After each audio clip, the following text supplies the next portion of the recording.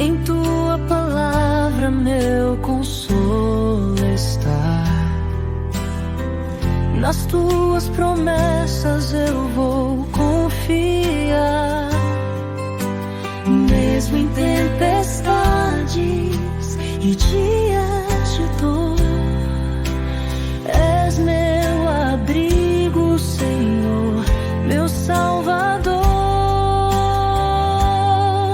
Tua aliança eterna jamais falhará, e em ti minha fé sempre estará.